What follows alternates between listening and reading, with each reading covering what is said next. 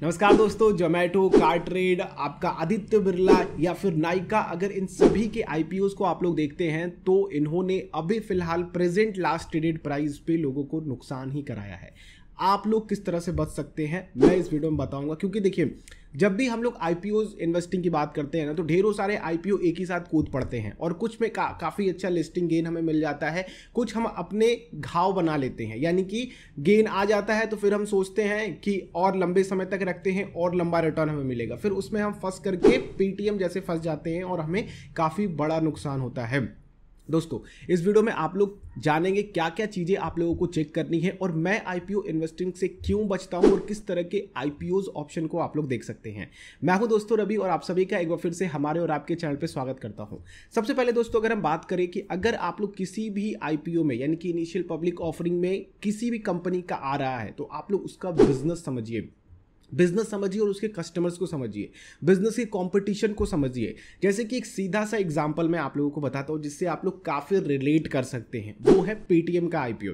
Paytm का IPO आया था दोस्तों, तो आप लोगों को समझना चाहिए कि क्या कंपनी एक्चुअल में बिजनेस में कंपटीशन क्रिएट कर रही है या फिर केवल और केवल एक हब बना हुआ है पेटीएम का कस्टमर बेस को देख करके आप लोगों ने कंपटीशन को नहीं देखा। देखिए पेटीएम का बिजनेस क्या है, एक तरीके से फिनटेक कंपनी है, ठीक है। उसके पेमेंट्स बैंक चलते हैं, उसके यूपीआई के ऑप्शन है और यूपीआई में वॉलेट्स वगैरह है, उनसे ये कमाई करता है और उनमें कुछ एफिलिएट मार्केटिंग करता है, कुछ अपने प्रोडक्ट्स भी लेकर के आता है। तो इसका पूरा का पूरा ऑनलाइन है और ऑनलाइन पेमेंट को ये सपोर्ट करता है और ऑनलाइन पूरी तरीके से काम करता है। उसी तरीके से दोस्तों इसके बिजनेस को समझने के लिए आप लोग इसके कंपटीशन को समझने के लिए, जैसे कि फोन पे हो गया, गूगल पे हो गया, एयरटेल पेमेंट्स बैंक हो गए, तो इनमें आप देखो कि क्या ये इसको कॉम्पीट कर सकते हैं। क्योंकि दोस्तों आपको ये समझना होगा कि अगर दूसरा कोई अच्छा ऑफर देगा तो लोग पेटीएम से उभर करके जाएंगे गूगल की तरफ, फोन पे की तरफ, एयरटेल की तरफ। तो ये चीज़ें आपको समझना होगा और इस वजह से आप लोगों को पता चलता है कि कंपटीशन काफ़ी ज़्यादा है। केवल कस्टमर बेस से हम किसी आईपीओ में इन्वेस्ट नहीं कर सकते या फिर उसका हवा नहीं बना सकते हैं। दूसरी चीज़ दोस्तों कि कंपनी के वैल्यूएशन को चेक करना, और इसको चेक करने के लिए आपको पी रेशियो निकालना है, ठीक है। पी रेशियो दोस्तों अगर बहुत ज़्यादा आ रहा है तो आपको उन कंपनी से दूर रहना चाहिए, क्योंकि इससे पता चलता है कि कंपनी का वैल्यूएशन ज़्यादा है। वैल्यूएशन वाली कंपनीज बहुत अच्छे तरीके से आईपीओ में परफॉर्मेंस नहीं दे पाती है, जिस तरह से पेटीएम का हाल हुआ था इसी वजह से हुआ था दोस्तों। और दोस्तों अगर हम बात करें कि अगर कंपनी का पी कम आ रहा है लेकिन कंपनी की फाइनेंशियल काफ़ी अच्छी है तो उनमें आप लोगों को जरूर इन्वेस्ट करना चाहिए। वो कंपनीज आप लोगों को बेहतर रिटर्न दिला सकती हैं लॉन्ग टर्म में भी, इवन आप लोगों को लिस्टिंग गेन भी दिला सकती हैं। अगर लिस्टिंग गेन नहीं मिला तो आप लोगों को लॉन्ग टर्म में काफ़ी अच्छे रिटर्न निकल सकते हैं। तो पी रेशियो बहुत जरूरी है आप लोगों को निकालना, या फिर अगर आप लोग उसको ऑनलाइन सर्च करते हो पर्टिकुलर किसी कंपनी की तो आप लोगों को पी उसका आराम से फाइंड हो जाएगा। और दूसरी चीज होती है दोस्तों कि आप लोग किस तरीके से फाइनेंशियल सिचुएशन जान सकते हैं कंपनी की। तो कंपनी का एक ईपीएस आता है दोस्तों। अब ईपीएस काम कैसे करता है, ये मान लीजिए कि अगर कंपनी का मुनाफा 10 करोड़ रुपए का होता है और कंपनी ने आप लोगों के सामने 5 रुपए प्रति शेयर रखा हुआ है, तो आप लोगों को पर शेयर जो मुनाफा हो रहा है वो 20 रुपए का हो रहा है। तो इस तरीके से आप लोगों को ईपीएस समझ में आता है। तो ईपीएस और पी बहुत ज्यादा इंपॉर्टेंट है अगर आप लोग किसी भी आईपीओ को देख रहे हो। और नेक्स्ट चीज है कि आप लोगों को फॉरवर्ड पी रेशियो जरूर निकालना है। फॉरवर्ड पी रेशियो दोस्तों ये एक अनुमानता होता है कि कंपनी ने अभी इस तरह का बिजनेस किया है तो आगे चल करके किस तरह का बिजनेस करेगी, और अगर ये बिजनेस सस्टेनेबल है इसका तो उससे हमें कितना बेहतर, हम अपने आप को एज अ कंपनी ओनर रख करके देख सकते हैं कि उस स्थिति में हमें कितनी अर्निंग होगी। और इस तरीके से आप लोग फॉरवर्ड पी रेशियो निकाले किसी कंपनी का और आपको एक अंदाजा लग पाएगा कि हाँ ये आईपीओ हमारे लिए बेहतर हो सकता है। अगर लो वैल्यूएशन भी निकल करके आई है यानी कि पी उसका लो भी आया है तो आप लोगों के लिए वो कंपनी काफी बेहतर काम कर सकती है अगर आप लंबे समय के लिए रहते हैं।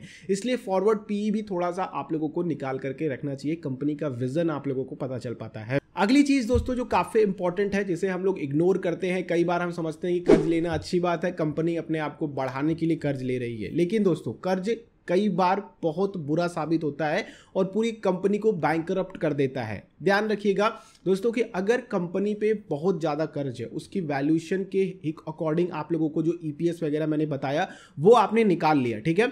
और आप देख रहे हो कि कंपनी पे कर्ज है तो कंपनी इंटरेस्ट भी पे करती है, तो वो अगर बहुत ज़्यादा पे हो रहा है, चाहे कंपनी कितनी भी अच्छी हो रही हो, कंपनी के पास पैसा नहीं बच रहा है, जो भी अर्निंग आ रही है वो सारा का सारा माइनस में ही चला जा रहा है, तो आप लोगों को इस तरह के आईपीओ से दूर रहना चाहिए। लेकिन कर्ज काफ़ी अच्छे भी होते हैं, कंपनी अपना प्रमोशन करने के लिए, कंपनी मार्केटिंग करने के लिए, नए कस्टमर एक्वायर करने के लिए थोड़ा सा नुकसान में होती है। तो अगर इस तरह का कर्ज है, इस तरह के नुकसान है, तो आप लोगों के लिए सस्टेनेबल है, आप लोग उस तरह के आईपीओस को देख सकते हो और ये आप लोगों को एक अच्छी लिस्टिंग गेन भी दे सकते हैं और लॉन्ग टर्म में बड़ा रिटर्न भी निकाल करके दे सकते हैं। दोस्तों अगर आप लोग जोमेटो को देख लो तो जोमेटो को भी आप लोग इन सारी प्रक्रियाओं को जो मैंने बताया है ना, उससे कंपेयर करिए, उसका पी निकालिए, उसका ईपीएस निकालिए, उसकी डेट को देखिए और क्या क्या चीज़ें हैं इसमें जो मैंने आपको बताई हैं, और फिर आपको समझ में आएगा कि जोमेटो में आपको क्यों नहीं इन्वेस्ट करना चाहिए। ठीक है, यही चीज आप IRCTC पे अप्लाई करके देखो, यही चीज आप हैप्पीएस्ट माइंड पे अप्लाई करके देखो, जो जो चीजें मैंने बताई है। और आप मुझे नीचे कमेंट करके बताना है क्या ये वीडियो आप लोगों के लिए हेल्पफुल है और आगे अगर आप लोग आईपीओ में इन्वेस्टमेंट कर रहे हो तो इन चीजों का ध्यान रखोगे। बाकी दोस्तों मैं आप लोगों को बताना चाहूंगा कि मैं आईपीओ को क्यों नहीं कंसिडर करता हूं एज अ इन्वेस्टमेंट पार्ट या फिर एज अ लिस्टिंग गेन। देखिए मैं ओवरनाइट अमीर बनने में विश्वास नहीं करता हूं, सबसे पहली तो ये चीज़ है, आप लोग क्लियर रखिएगा। कई बार लोग आईपीओ को केवल ओवरनाइट गेन के लिए लेते हैं, तो मैं इस तरह की चीज़ें नहीं करता हूं, इसलिए मैं आईपीओ से एक रीज़न ये है कि दूर रहता हूं। दूसरा रीज़न है दोस्तों कि अगर हम लोग प्राइवेट कंपनीज के आईपीओ को देखते हैं, जैसे कि अभी पेटीएम की ही हम लोग बात कर रहे थे, तो पेटीएम काफ़ी ज़्यादा ओवर वैल्यूएशन उसकी दिखाई गई थी। 2000 का अपर, 2100 का उसका अपर बैंड था, ठीक है, अपर प्राइस बैंड था, तो बहुत ज़्यादा ओवर वैल्यूड था। तो इस तरह की कंपनीज क्या करती है दोस्तों कि जितना मैक्सिमम से मैक्सिमम हो सके ये अपनी वैल्यूएशन को आपके सामने प्रेजेंट करती हैं और वो अपना अपर प्राइस बैंड डिसाइड करती हैं। तो इस तरह के आईपीओज यानी कि प्राइवेट कंपनीज के आईपीओज को हो सके तो मेरी सलाह पे अवॉइड कीजिएगा। गवर्नमेंट आईपीओस को आप लोग देख सकते हो, बाकी ये जो चीज़ें मैंने दिखाई हैं इनको आप लोग बिल्कुल भी इग्नोर मत करना। ये सारी चीज़ें आप लोग कंसीडर करके ही किसी गवर्नमेंट आईपीओस में, इवन प्राइवेट आईपीओस में भी आप देखो कि एक्चुअल में ओवर वैल्यू ना हो। अगर वो ओवर वैल्यू, उनका वैल्यूएशन बहुत ज़्यादा है तो आप लोगों को लिस्टिंग लॉस भी हो सकता है। भले ही 1-2 दिन आपको गेन हो, लेकिन जब उसकी वैल्यूएशन सही कीमत लोगों को पता चलेगी ना, फिर शेयर पेटीएम की तरह ही गिरने वाला है। आई होप ये वीडियो आप लोगों के लिए हेल्पफुल होगा। वीडियो अच्छी लगी तो जरूर लाइक कीजिएगा, इससे हमें काफ़ी ज़्यादा मोटिवेशन मिलता है। दूसरों के साथ शेयर कीजिए, उनको इसके बारे में बताइए, और चैनल पर अगर आप लोग नए इस तरह के और वीडियोस देखना चाहते हैं तो सब्सक्राइब जरूर कीजिए और बेल आइकन को क्लिक करेंगे तो आने वाली वीडियोज़ की नोटिफिकेशन आ सकेंगी। हम लोग नेक्स्ट वीडियो मिलते हैं। आप लोगों का दिन शुभ हो। जय हिंद।